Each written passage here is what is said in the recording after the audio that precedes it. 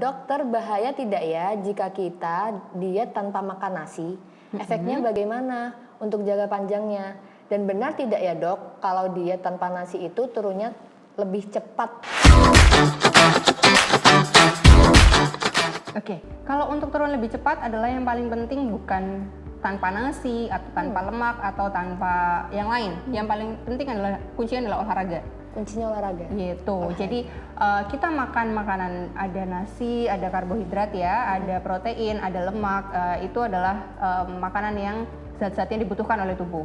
Akan tapi kita harus membalancekan antara intake dan outcome-nya. Jadi kalau kita intake-nya banyak atau makanan dengan kalorinya tinggi, otomatis kita keluarnya energinya itu juga harus banyak. Supaya lebih banyak yang dibakar.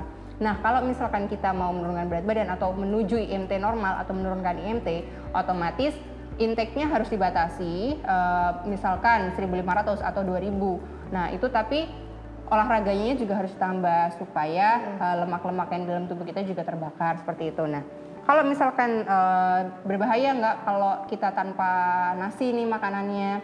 Sebetulnya berbahaya atau tidaknya tidak terlalu ya atau relatif. Akan tapi tubuh kita pasti akan kekurangan zat-zat yang terkandung di dalam nasi. Nah, kalau misalkan kita memang alergi itu masih nggak apa-apa. Tapi kalau misalkan tidak alergi, bisa kita ganti dengan karbohidrat yang lain seperti kentang atau ubi seperti itu. Oke, jadi nasi ini kalau misalnya tidak mempengaruhi pencepatan turun berat badan. Ya, sebetulnya tidak terlalu mempengaruhi percepatan penurunan berat badan. Yang mempengaruhi adalah olahraganya. Gitu. Yang penting kita harus olahraga, oke?